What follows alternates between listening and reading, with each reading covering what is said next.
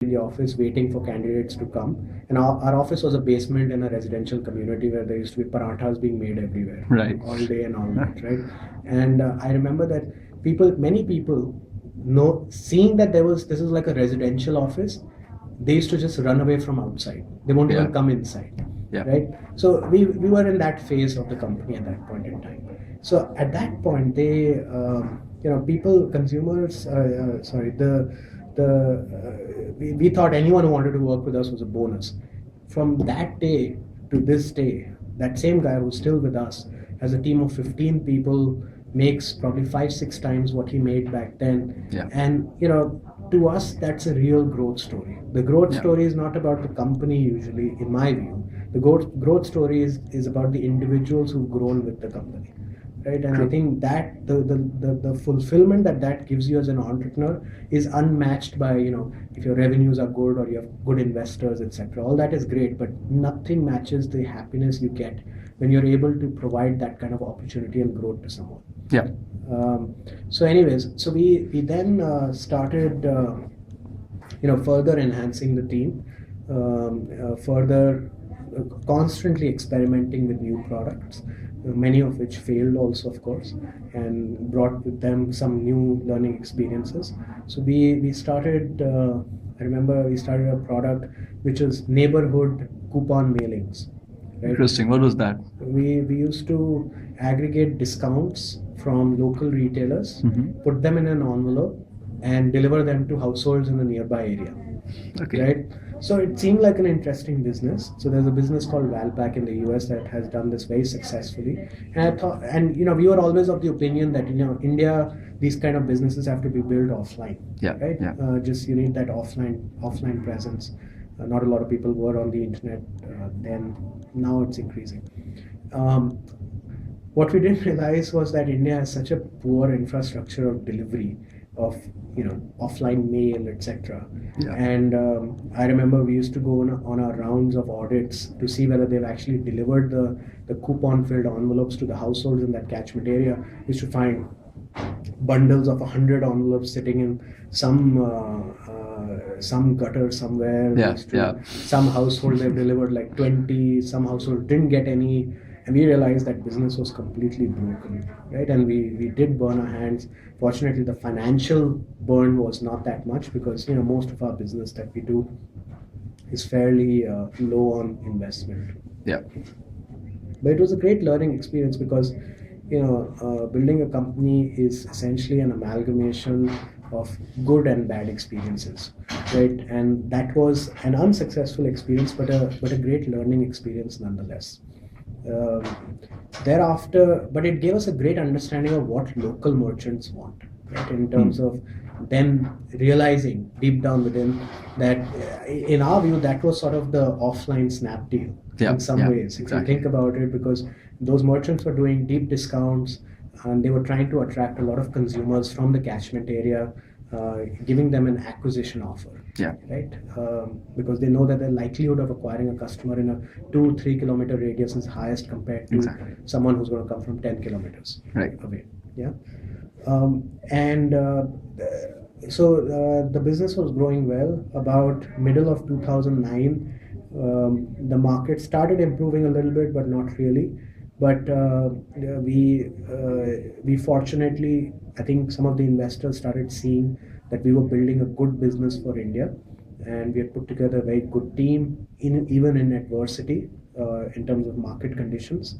And one very good investor got very interested in us. This was Vani Kola at Indo-US Ventures, and they backed us through our Series A, and which we closed, I think, about September of 2009. Right. And although it took a long time to close, just because in 2009 investors were being extra careful in doing any early stage deals. I think in 2009 a grand total of maybe 3 or 5 deals in India must have been done, and ours being one of them.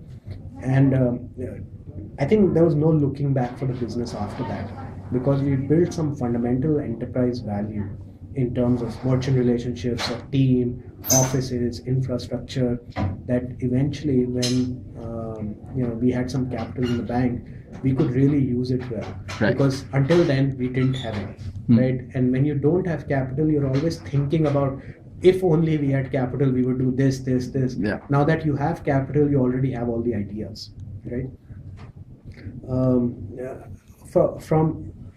From September onwards, as we started scaling the business, we realized that at least our personal realization was, in our kind of business, setting up the second office is always the hardest. Now we have operations in 30 cities, right, and 4 countries outside of India, all in a span of we added most of that in a span of last 14 months.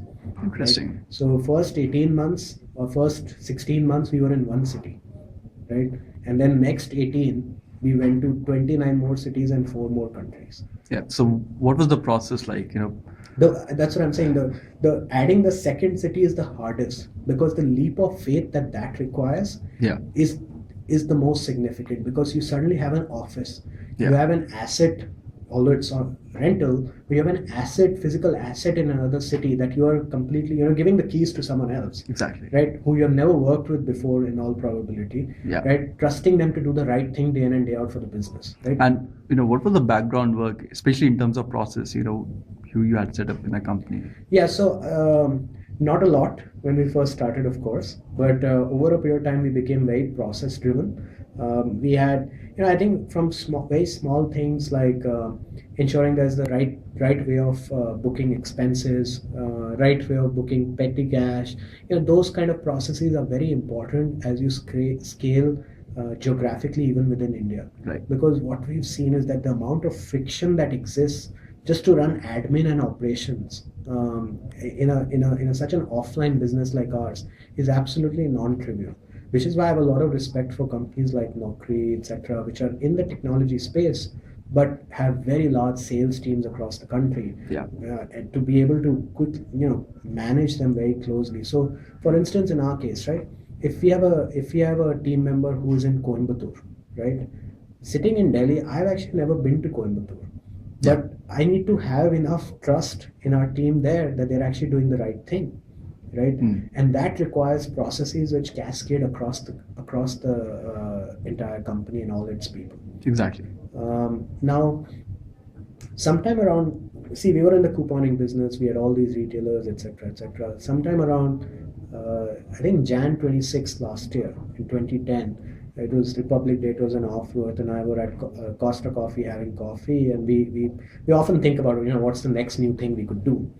And there's this whole Groupon thing was happening in the US. There were a bunch of companies that were coming up in India. Yeah. And interestingly, we had actually heard about from a few retailers directly who called us or called our team members, saying that they had done some deals with a few companies, and they had seen 5, 7, 8 customers coming. Right. Right. To us, that was like a watershed moment. Right. That small businesses, small B2C retailers are saying that internet is getting them customers, quality customers. Yeah. And to us, that was like, my God, it is happening. Right? It's like that movie 2012. Yeah. Suddenly the world comes to an end. This is kind of the world is being made now. But we said that let's try this out as a pilot. Right? Okay. So we launched Snapdeal as snapdeal.in. Right? Interesting. In 8 days. On 26th, we decided we wanted to do this. On Feb 4th, we launched it. And it was like really bad. It was a really bad product. I mean, it's just so hurriedly put together. We just wanted to get it out there. Yeah. Because we knew that once the product was out, we had enough strength on the merchant side that we would scale this up very quickly if it worked. Yeah. But honestly, we had no expectations it would work. Right?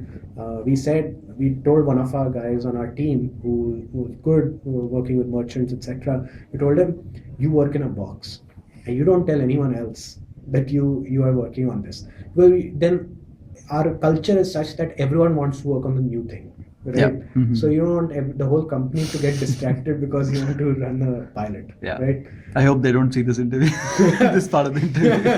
No, but they understand Just also. kidding. Yeah, we are nice guys. And so then we started this. And the needle moved very slow, I would say, in the first 60 days or so, but it was moving, right? It was really moving, and we, our conviction started getting strengthened that this stuff can actually work if done right, Right. right? So then we started putting in more energy behind it. We did some good hires on technology. Some very sharp people joined us on marketing, etc., etc. And the business around, I think, June, July started taking off fairly significantly, wherein I think we started showing up on the radar more often, Right. right? um, Fortunately, we had some capital from the Series A, which we hadn't used because we were a cash flow positive company. So we were able to invest some of that capital in getting on those people, because that was an expense we hadn't foreseen we would have to undertake, Yeah. right? Yeah. So it was not in our business plan. So that's where having some capital, in excess buffer capital in the bank, always helps, and I highly recommend it.